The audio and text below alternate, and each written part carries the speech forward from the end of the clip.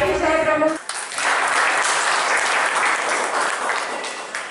इस कार्यक्रम की खूबसूरती ये है किसी को बहुत अपना एक गार्जियन मानती हूँ। उनके बाद से इन्होंने काफी, आज मैं जहाँ पे भी हूँ इंटरव्यू में हूँ, इन्होंने मुझे जब पूर्वांचल प्रकोष्ठ की बात कही थी तो बोला था पुनीता जी आपका प्री हैंड है, आप देखिए। उनके सामने कह रही हूँ, उन्होंने कहा पुनीता जी आपको जो लगे आप डिसीजन लीजिए और संयोजक और सह संयोजक। और मुझे पता था कि संयोजक सह संयोजक मतलब पूरा जिला खड़ा करना। तो मैंने कहा था अध्यक्ष जी, कहते हैं मैं आपको ऐसे नाम दे रही हूँ कि आपको प्राउड फील होगा। तो वो कह रहे नहीं नहीं मुझे नहीं, आपको आगे बढ़ाएंगे। तो हम एक साथ बढ़ रहे हैं। और दूसरी बात, मुझे आज खुशी इस बात की कि आज फ्रंट लाइन पे मुझे लेडीज ज़्यादा दिख रही हैं, तो वो मुझे ज़्यादा खुशी होती है। हमारी जो प्रभारी हैं वो भी महिला हैं, तो वो ज़्यादा एक प्राउड फील हो रहा है कि हाँ यहाँ पे अध्यक्ष आप बुरा मत माने, जेंट्स भी हैं, मुझे प्राउड फील होता है, मुझे लेडीज से ज़्यादा प्राउड फील हो रहा है। और मैंने राकेश कुमार जी जब टीम बना रहे थे, सबसे मिलना, जब से इनके नाम की घोषणा है, एक दिन भी बैठे नहीं हैं, सबसे मिलना। आप लोग ज़्यादा बेटर पता है क्योंकि आप लोगों से मिलना मुझे अपडेट होता था। तो इनको मैंने कहा था कि महिलाएं सिर्फ महिला के कोटा में नहीं रखना है, आप दूसरे में भी आप महिलाएं जोड़िए अगर उनकी टैलेंट है। अगर संपर्क प्रमुख है उसमें आपको लगता है कि महिला अपने एरिया से संपर्क कर सकती हैं तो वहाँ पे लाइए। और महिला प्रमुख, महिला सह प्रमुख, ये सिर्फ 3 कोटा थे, पर हमने कहा था कि दूसरे विंग में भी, जैसे आईटी में भी हमारे काफ़ी लेडीज़ हैं जो टैलेंटेड है, हम वहाँ पे जोड़ सकते हैं। तो ये इन्होंने पूरा ख्याल रखा और मुझे अच्छा लग रहा है कि लेडीज आ रही हैं। और आज तो शायद सारे आ भी नहीं पाए हैं जैसे, काफ़ी बड़ा नंबर का हमारा है। नीजा झा जी को थोड़ा आउट ऑफ स्टेशन है और डॉक्टर पी.के. झा भी ऑलरेडी कहीं बिजी हैं, तो वो नहीं आ पाए हैं किसी कारणवश। लेकिन टीम काफ़ी अच्छी और स्ट्रॉन्ग बनी है। तो आज जितने भी आए इन सबको मैं सर, सबसे पहले तो आपका शुभ नाम जानना चाहूँगा। मैं गोपाल शर्मा जिलाध्यक्ष हूँ पार्टी का। जी, आप वैसे परिचित हैं सभी लोग। ये जानना चाहूँगा, आज जो है पूर्वांचल प्रकोष्ठ की फरीदाबाद की आपने मीटिंग, पूरे भाजपा के सारे कार्यकर्ता सम्मिलित हैं यहाँ पे, तो क्या उद्देश्य रहा, किस तरीके से भाजपा का आगे जिस विकास कार्यों की बात की जाए, वैक्सीनेशन की बात की जाए, और जैसे प्रधानमंत्री मोदी जो हैं अमेरिका में जिस तरीके से अभी उनकी बैठक चल रही है, तो उसको लेकर क्या सिद्धांत रहेंगे, भाजपा के कार्यकर्ताओं को किस तरीके से आप संबोधित करेंगे? देखिए, पार्टी के हमारा पूर्वांचल की एक प्रकोष्ठ की हमारी आज बैठक थी जी। और क्योंकि ये जो फरीदाबाद है, फरीदाबाद में हमारे जो मिनी भारत है, यहाँ भिन्न भिन्न प्रांतों के, भिन्न भिन्न जनजातियों के, भिन्न भिन्न संप्रदायों के यहाँ लोग रहते हैं। पार्टी से बहुत सारे लोग जुड़े हुए हैं। पूर्वांचल का, यहाँ के लोगों का इस फरीदाबाद के विकास में बहुत अहम योगदान रहा है। तो हमारा एक प्रकोष्ठ है, पूर्वांचल प्रकोष्ठ, उसके माध्यम से हमारे ज़िले के संयोजक, सह संयोजक, उन्होंने अपनी पूरी टीम, क्योंकि हमारा जो फरीदाबाद, जो हमारे 20 मंडल हैं पार्टी के, तो हर मंडल में पूर्वांचल के लोग रहते हैं। तो उनको संगठित करने के लिए हमारा जो प्रकोष्ठ है उनके माध्यम से उनको साथ जोड़ने के लिए, और साथ साथ में हमने ये था कि भी जो वैक्सीनेशन, क्योंकि भारत में सबसे ज़्यादा वैक्सीन हुई है और इतनी वैक्सीन हुई है कि एक दिन में रिकॉर्ड तोड़े गए हैं। तो कई देश ऐसे हैं जिनकी आबादी भी नहीं, उससे ज़्यादा हमने 2 करोड़ से 2.25 करोड़ से ज़्यादा वैक्सीनेशन हुई है।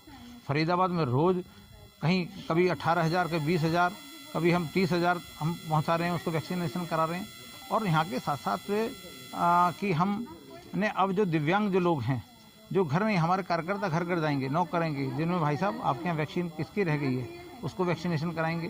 दूसरा, जो लोग दिव्यांगजन हैं उनके यहाँ भी, मतलब हम लोगों को लेकर हमारी डॉक्टर्स टीम वहाँ पहुँचेगी और उनको वैक्सीनेशन कराएंगे। गोपाल जी, एक चीज़ और जानना चाहूँगा, जिस तरीके से वैक्सीनेशन पूरे देश में कार्यक्रम चल रहा है, और वैक्सीन कोई भी व्यक्ति है जो मजदूर वर्ग का व्यक्ति है, कोई कंपनी में काम करता है, कोई ऑफिस में काम करता है, तो उसको छुट्टी लेकर वैक्सीन लगवानी पड़ती है। तो क्या सरकार किस तरीके से सुविधा करे, इस तरीके से सुविधा करे ताकि उनकी छुट्टी ना हो? देखिए, सरकार ने ना केवल कि वर्किंग डे में ही वैक्सीनेशन नहीं, छुट्टी वाले दिन भी सरकार ने व्यापक रूप से वैक्सीन है।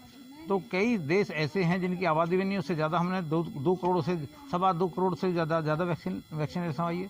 फरीदाबाद में रोज़ कहीं कभी 18,000, कभी 20,000, कभी हम 30,000 हम पहुँचा रहे हैं, उसको वैक्सीनेशन करा रहे हैं।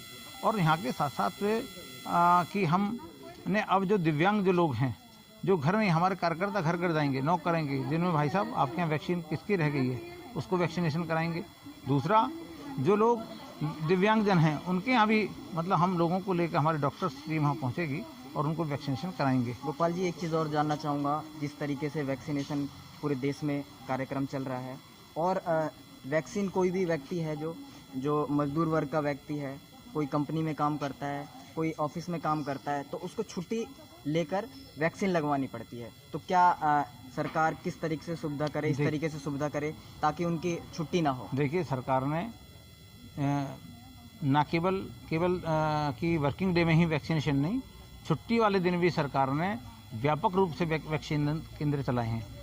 सरकारी जो हमारे चाहे हमारे पीएचसी सेंटर हो, सीएचसी सेंटर हो या हॉस्पिटल्स हों, उनके अलावा भी कोई धर्मशाला में, कोई सामुदायिक भवन में, कोई मंदिर में, कोई अब उसमें मतलब स्कूल में, जहाँ जिन्होंने वैक्सीनेशन का कहा डिमांड किया है वहाँ उन्होंने कहा है। और यहाँ तक कि वैक्सीनेशन का कंपनियों पर भी मतलब किया है। और अब तो हमने ये किया है कि वैक्सीनेशन हमारा कार्यकर्ता नॉक करेगा, भाई साहब आपके यहाँ कोई रह तो नहीं गया वैक्सीनेशन के लिए, उसको भी हम वैक्सीन लगाएंगे। पूरा हम मतलब इसको ऐसा करना चाहते हैं कि एक एक आदमी को मतलब वैक्सीन लगे, क्योंकि सरकार मुफ्त वैक्सीन दे रही है और सरकार भारी मात्रा में वैक्सीनेशन करा रही है।